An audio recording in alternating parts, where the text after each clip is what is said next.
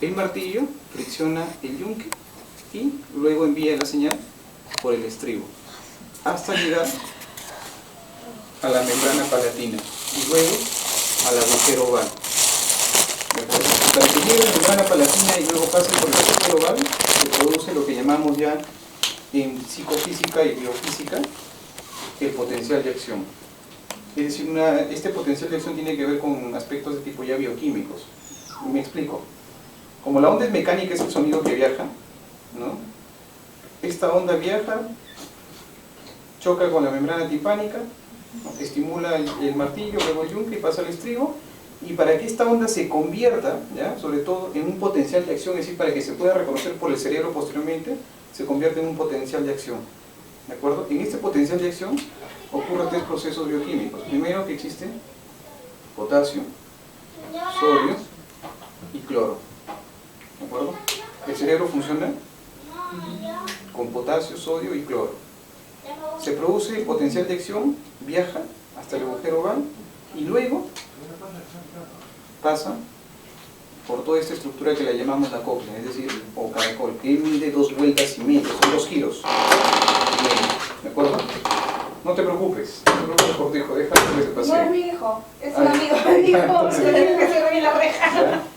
Entonces, al producirse este potencial de acción, ¿ya qué ocurre? Viaja por la cóclea y hace un giro de 2 vueltas y media hasta que llega a un organito pequeño que tiene esta forma, ¿no? Así, que se le llama órgano de Corti. Gracias a este órgano de Corti que está en la parte interna, porque está el oído externo, oído medio y oído interno. El oído medio consta desde la membrana timpánica hasta la membrana palatina. ¿Ya? Este es el oído medio. Y el oído interno parte de aquí hacia adentro hasta la cóclea. Y en la misma cóclea, la cóclea es un tubo. Si nosotros lo alargamos la cóclea, imaginemos de manera imaginaria, la cóclea tiene un tubo. ¿De acuerdo? Y dentro de estos tubos, porque hay 3 ubicaciones de los tubos, está el órgano de Corti, este organito que está aquí. Este órgano de Corti, al llegar la información, se estimula. ¿Pero qué estimula? Unas vías llamadas vías aferentes. Para explicarme esto, cuando ustedes se han pinchado alguna vez con una aguja o se han cortado con una navaja, ¿qué han hecho? Retiran, ¿no es cierto? ¿Ya?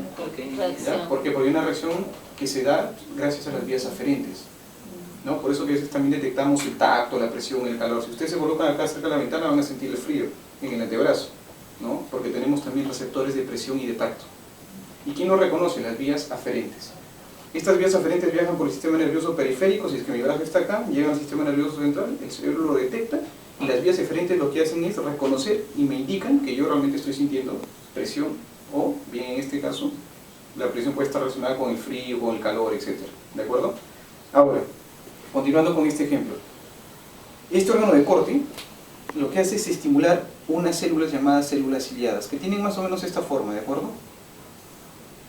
Estas células ciliadas son células aferentes de 7 cilios, para reconocerlos así, 2, 4, 5, 6, falta 1. 7 cilios, que van en la parte de arriba, por decirlo así como estuviesen en la cabecita. ¿Ya? 7 cilios. Y hay varias celulitas que solamente se pueden observar a nivel histológico, es decir, en muestras microscópicas. Entonces, ¿qué pasa con el órgano de Corti? Estimula estas células que son vías aferentes. Las vías aferentes tienen 7 cilios para reconocerlas así. Entonces, el sonido, que era de tipo mecánico, se convierte ya en un sonido de tipo eléctrico. ¿Qué quiere decir? El cerebro lo reconoce no como sonido mecánico, sino como una respuesta eléctrica. ¿De acuerdo? ¿Ya? Ahora, para que retorne y se dé en este caso una respuesta, hay vías eferentes también en el oído, en el sistema auditivo. ¿Cuáles son esas vías? También hay células ciliadas, pero ¿de cuánto? Estas células ciliadas simplemente mantienen 3 cilios, ¿de acuerdo? Así, son un conjunto de células ciliadas. Pero, para reconocer que son vías eferentes, a diferencia de las aferentes, o vías efectoras también se llama así, tienen 3 cilios. ¿De acuerdo? Eferentes. Ahora, si lo relacionamos con la psicología, ¿cómo es esto, profesor? Porque parece más un estudio de medicina. Es simple. Cuando vamos a relacionarlo un poco con el campo neuropsicológico, ¿ya? Porque esto es la base para la neuropsicología. Un niño que tiene dificultades para el aprendizaje, ¿ya? Puede tener también problemas auditivos. ¿de acuerdo? Y lo auditivo también se asocia con el habla. Podemos relacionar también con los problemas de los órganos fonadores, un paladar hendido, labio leporino, o podemos asociar también con un tipo de lesión que puede haber ocurrido en estas áreas, ya sea el área de Broca y el área de Wernicke, que se ubica aquí. Uno es el área del habla, es la que permite que tú, yo y todos podamos hablar, pero este de acá produce el lenguaje y sobre todo el lenguaje de comprensión, ¿de acuerdo?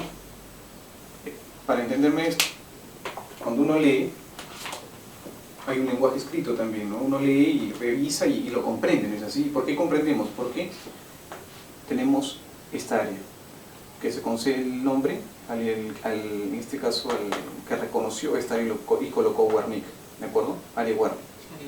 El problema aquí conlleva en que las personas que tienen de repente dificultades de tipo auditivas y no captan correctamente la información, también van a tener problemas en la parte de la lectoescritura, es decir, escriben y también, sobre todo, en la parte del lenguaje.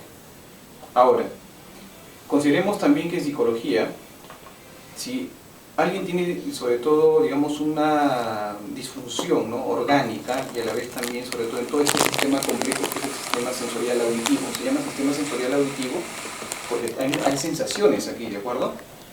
¿Qué ocurre? Al no tener la capacidad de oír, entonces tampoco desarrollamos, ¿qué cosa? El lenguaje. Por eso que las personas que no oyen no hablan bien, o hablan, no solamente gesticulan, porque para poder hablar tenemos que escuchar, ¿de acuerdo? Y se activan estas áreas. En nuestro cerebro, en neurofisiología, lo que podemos reconocer aquí es que estas áreas, cuando tú en este momento estás entendiendo la clase y la estás comprendiendo, tu área de Wernicke está totalmente activa, ¿de acuerdo? Y pasa todo este proceso mecánico, es decir, yo estoy hablando y está sucediendo en este instante todo este proceso, y otra vez así, ¿de acuerdo? Tú lo comprendes y cuando me preguntas, nuevamente, en este caso, se manifiesta con las vías de tipo eferentes o efectoras. Lo mismo ocurre en este caso con las manos. También tenemos vías sensitivas, llamadas aferentes o eferentes, o llamadas también efectoras, le dicen, ¿de acuerdo? Por ejemplo, cuando cojo el objeto, yo lo reconozco. Un ejemplo bien práctico. Si ustedes cierran los ojos y les damos un objeto en la mano, simplemente con el hecho de tocar dices, oye, es un plumón, sin necesidad que lo observes. ¿Y cómo se da esto? Las sensaciones. Por eso que, vuelvo a insistir, nosotros tenemos órganos sensoriales, ¿de acuerdo? Los órganos sensoriales son muy complejos. Y uno de los órganos sensoriales que tiene la capacidad de captar tacto y presión, ¿de acuerdo?, es nuestro sentido no táctil, así que olvídense este término, que tenemos el tacto, no. Tenemos sentido somático sensorial, se llama. ¿De acuerdo? Sí. Eso es el término. O sea, no es el... No es que yo tengo tacto y el tacto está en la mano, no. Se llama sentido somático sensorial. Que los ciegos es más fuerte, ¿no? Claro. Porque ellos no sienten, ¿no? El invidente, y esto con los estudios lo desarrolla más el sentido somático sensorial. Y ahora se ha descubierto que el sentido somático sensorial es como si fuesen previamente sus oídos. Por eso que la capacidad del cerebro es tan compleja que cuando tú, digamos, tienes áreas que están totalmente inhibidas, por decirlo así, ya sea has nacido, digamos, en este caso invidente, ¿no?, o has tenido problemas en tipo auditivo, ya sea por de repente muchos factores, pueden ser hereditarios, genéticos, ¿no?, teratógenos, etc. Entonces, ¿qué puede ocurrir? Que el cerebro es tan complejo y a la vez también tan sorprendente que en los primeros años de vida, durante los 5 años de vida, se produce lo que se conoce como la plasticidad neural. Es decir, es la capacidad que tiene el cerebro de poder desarrollarse y a la vez también autorregenerarse, siempre y cuando exista también estímulo. Por eso se habla también de la neurogénesis. Por eso que nosotros aprendemos de acuerdo a la estimulación. Si a nosotros no nos estimulan, no hay plasticidad neural. Y ahí donde dicen, ¿no?, ¿por qué es importante la estimulación temprana? La estimulación temprana es porque mientras más estimules técnicamente, ¿sí?, digamos hablando, ¿no?, se desarrolla una estimulación correcta, ¿qué va a ocurrir con el feto, perdón, en desarrollo, el embrión en desarrollo? Se estimula tanto que de esta manera va a permitir que se dé plasticidad neural. Es decir, plasticidad neural significa que mientras más lo estimulo, ya sea con música, y lo dicen, señora, póngale usted a su bebé música, ¿no? Entonces le colocan música y su neurona se conecta con otra, es decir, se produce un contacto sináptico, y otra neurona acá, otra neurona aquí, ¿no?, y a esto se le llama redes neuronales. de forma muy literal dicen que los científicos han descubierto que si el cerebro fuese plano, sería pues una plancha, ¿no? Por eso que las neuronas, cuando se refiere a la red neuronal, es una malla, se conectan entre unas y otras, ¿de acuerdo? Y esta conexión se llama conexión sináptica, porque hay un proceso bioquímico, o sea, la sinapsis es un proceso bioquímico, ¿de acuerdo? Y que se da a través también del estado de mielinización, es decir, cuando se mieliniza una neurona con otra, se produce sinapsis, ¿de acuerdo? Y al producir una sinapsis, una neurona con otra, se desarrolla lo que llamamos en psicología el aprendizaje. ¿Pero debido a qué? Al estímulo ambiental. Es un poquito pesado de repente hacer esto para ustedes, ¿no? Cuando dices, No, me parece interesante, ¿no? estamos en mielinización, ¿cómo es eso? O sea, Ya, buena pregunta, mira. Chévere. Vamos acá. Después que termine voy a estudiar medicina. Sobre todo la neurología. Mira. La neurona tiene un axón, ¿de acuerdo? Una neurona tiene esta forma. En realidad hay varios tipos de neuronas. Neuronas monopolares, como les había indicado a los muchachos, ¿eh? Neuronas bipolares, multipolares. Similar a esto. Si ustedes quieren ver cómo es una neurona verdaderamente, entren a una página web de cual googleen y coloquen histología de la neurona. Y lo van a encontrar tal cual. Porque en los libros encontramos de colores y todo esto. Entonces, estas neuronas tienen aquí también sus axones, ¿de acuerdo? Y unas dendritas. Entonces, cuando una neurona con otra neurona se conecta producto de un estímulo, en este caso vamos a colocar aquí el estímulo. Nosotros estimulamos al cerebro de un niño de 3 años, ¿de acuerdo? Y se va a producir una respuesta psicológica conductual, pero también neurofisiológica, porque hay función. A este niño le decimos que...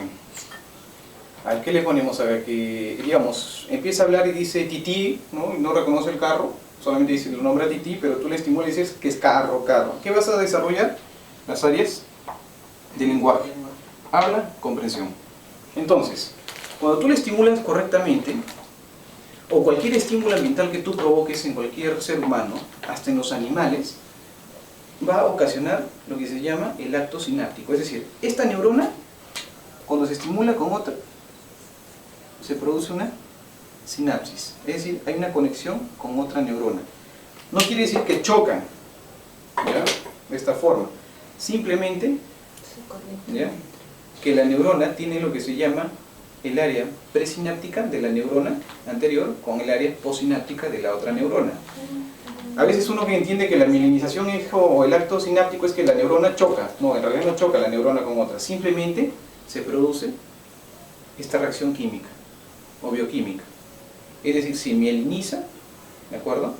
Y al mielinizarse hay un neurotransmisor que se llama la dopamina. La dopamina es la que permite que una neurona con otra se activen y pasen información. Por eso, bien claro, se dice también dentro del campo de la psicología cognitiva que tenemos memoria a corto, mediano, largo plazo, ¿no? Memoria de trabajo, semántica, etc. Pero ¿cómo se produce y dónde se encuentra la memoria? Los neurofisiólogos, los neurocientíficos también y todo lo que atañe a la ciencia en la actualidad es que realmente se supone, digo porque realmente nadie lo ha comprobado, solamente lo podemos hipotetizar y también teorizar, es que la información se encuentra en cada una de tus neuronas, es decir, en las redes. ¿Ya? Ahora, vamos a poner el campo de la neuropsicología y neurofisiología. Cuando alguien tiene una lesión en cualquier área específica de nuestro cerebro, ¿qué ocurre? A veces tienden algunos a perder la memoria, otros a veces a perder funciones ejecutivas. Por ejemplo, ven acá, este lóbulo que está aquí, que luego les voy a mostrar en los hemisferios que he traído, este es el lóbulo frontal y prefrontal. Según Brodmann, lo divide en áreas llamadas 9, 10 y 11 de Brodmann. ¿Por qué los llama Brodmann así? Para localizarlas exactamente. Y hay un área que está acá, el área 8, y por aquí está ubicada el área 12, ya según Brodmann. Este hecho de reconocer, digamos, el lóbulo frontal y el lóbulo prefrontal permite reconocer que en este lóbulo se encuentran las funciones ejecutivas. ¿Qué quiere decir esto, profesor? ¿Acá tu timbre? Sí. ¿Me están entendiendo la gente?